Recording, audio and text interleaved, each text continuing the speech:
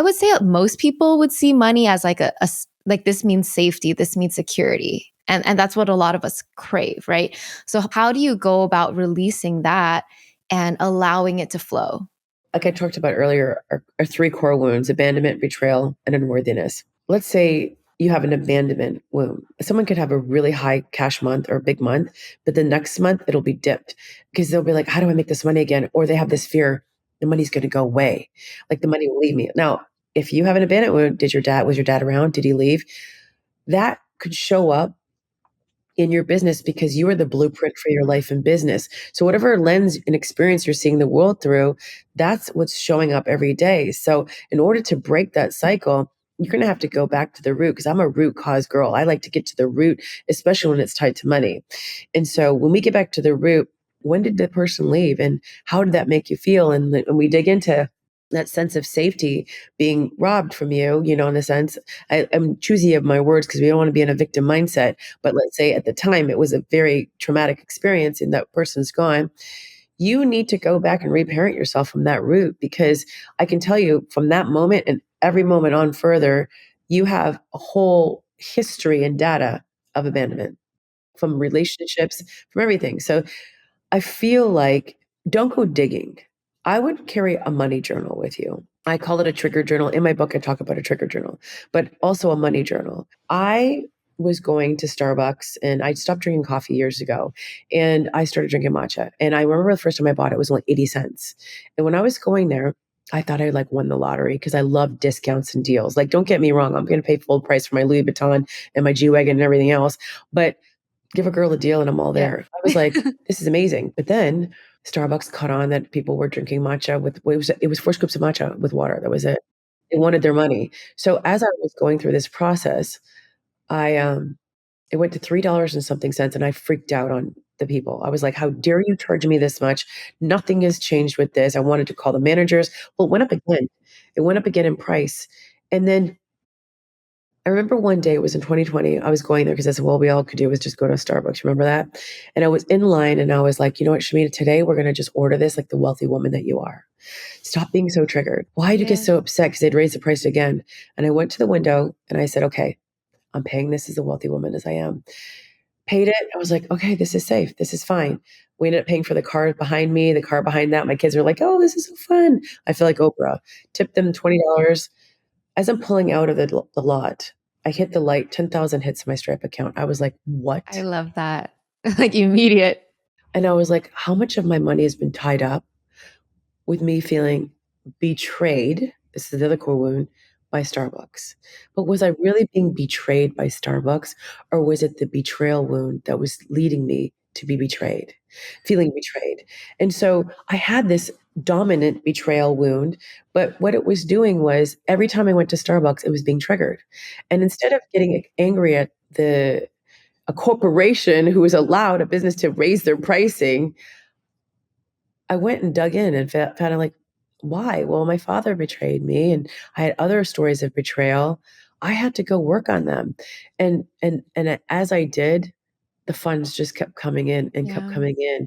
So you got to find out what, and this is the hardest thing. That's why mentorship is so important. But it's like, how do you have discernment? Carry a money journal with you so you can see when do you get triggered. Like Costco used to really trigger me when I went inside. I'd use Instacart. Now nobody should be going into the store because it's not a money making move.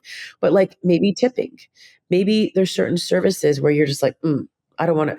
Figure out what gives you that response, that visceral response, and track it for like a month and then start looking for the patterns. You're going to start seeing something that really data right in front of you. So it really is like just doing the spiritual inner work, the emotional, like all of that is the way for you to break through and have a healthier money mindset, it sounds like. I mean, it's a daily practice that you have to have. Like if you really desire to have limitless wealth and create as much money, I believe it's all sitting right here for us if we want it, right? It's just waiting for us to receive it. Becoming a receiver of the wealth is really important. A lot of women don't know how to receive. And They actually don't know how to desire things either. Like they think they know what they want. When I actually sit down there, what do you desire? They're telling me what their goals are. And until you do the feminine work of like really healing and tapping into your emotions, this is why I teach emotional mastery. You really don't know what your desires are. You're just telling me what you think you want. And desires are the fastest way to connect to the things that we want in the world. It's not, I want the money to buy the thing. It's like, no, like when I wanted the G Wagon I have, it's because I desired it. I told everybody about it. Like I went and visualized driving it. Every day, I didn't actually ever get into a G Wagon before I even bought one. I just knew I wanted one.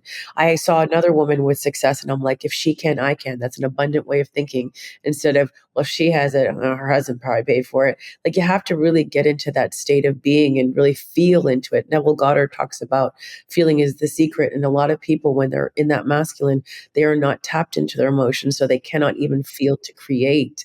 And I see this in their businesses, because they don't have a big team or any team to be for that matter. So they don't know how to receive support. So they're doing everything themselves or they're micromanaging the people in their lives. Another thing is unworthiness shows up in how much they undercharge for their services and what they value things based upon what they think the client, patient, or prospect can pay instead of the value of their program. And this is why I teach clients how to sell high ticket because I'm like, you are undervaluing the genius that you have because the way your money mindset is set up. So of course you're going to work harder than everybody else. And this limits people. They're still in the one-on-one instead of doing one-to-many because they let fear dictate how they go or they accept misaligned clients because they're like, well, they're going to pay me. But yet that ends up being more money, more issues than anything else. Yeah, it's so interesting how so much of it is just the internal beliefs and the fear that you have.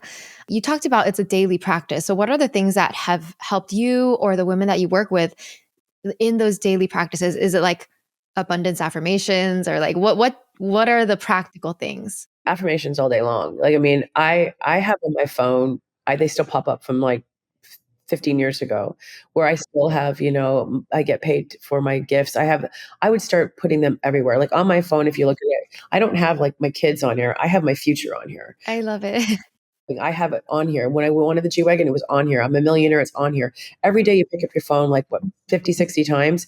You want to program your subconscious because your subconscious is what's actually creating the world that you live in. And the subconscious is run by your emotional state. And so this is why I talk about the core wounds because they're so important. If you can get those core wounds under control, then you can then use that high level of emotions to create. So put that on Mhm. your phone so you have subconscious. Now, daily money practices, until you get to a full state of abundance, work on finding out what are your beliefs around money every single day. Push the edge just a little bit on things that might make you go, oh, I don't know if I should spend that, and then dig into it. I listen to money books. I would, watch videos on money. I would literally spend maybe 15, 20 minutes a day that's carved out, that's part of your morning routine, that is just for your money practice.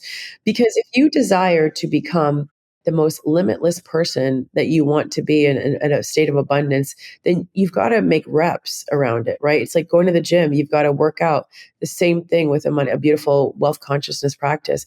And maybe it is listening to an abundance meditation for, 10 of those minutes.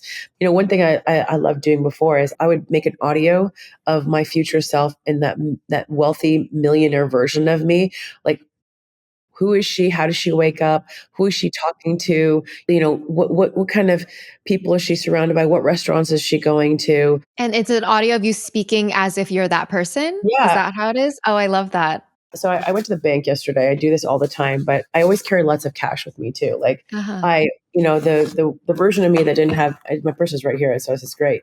So I carry a bunch of money with me, like because then it makes me feel wealthy. So I'll put the Yes. money in here. You Yeah. start with $20 if you only have Mhm. $20, and then you work it up till you get like 100, and you keep it in there. But I carry this is a wad of ones, and so when I first started, I started just tipping people like everywhere all the time. So I carry it and I just tip everybody.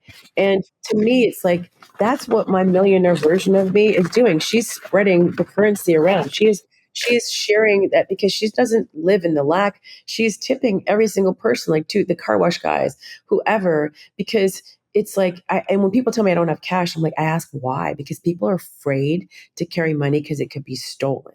And so there's the fear coming up again. But you see men, like old school men, they'll have a wad of money in front of them because men don't fear money can be stolen from them. Women do. Why is that? Because we don't have our own sense of safety. And so it goes right back to feeling safe. How can you regulate your nervous system so that you are not in fight or flight or have a dysregulation? And that's where Mm. most of this comes from, is that people have a dysregulated nervous system and they've got PTSD, and that's what's running the show.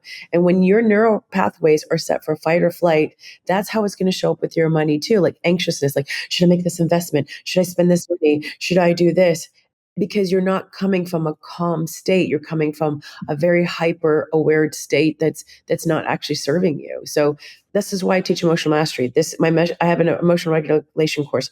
I don't call it that, but it's like you regulate your nervous system, you feel safe, then you can go do the things. I love it. Yeah, because so much of it is just our fear and the anxiety and the stress that's pushing money away, literally. Like if you're saying if we were just peaceful and calm, it would flow to us. Yeah, I meditated 1 hour every day for 8 years to help, calm myself. And breath work is really important. Even if you've got 10 minutes a day to like center yourself, because most women, when they're in that masculine dysregulated nervous system, they are constantly busy, and busy is a trauma response because they Yeah. cannot be present, right? You know this is why Eckhart Tolle talks about the power of now, being present. They're always like, what's next, what's next, what's next? And when you can be present in your body, then you re-regulate your nervous system to be present. That's why meditation is so powerful. And breath work helps you move that energy and starts re-regulating this sympathetic nervous system, and then you have this calmness that comes over you. So if you have a heightened awareness around this and you have anxiety and anxiousness, that's a great place to start. Like I did tapping, it never helped. I tried it a couple times. For me, I was really stubborn. I had to go deeper to Yeah. do things, but that can rewire. So do that in the morning as part of your practice. And one thing I love doing is gratitude. I do it every single morning.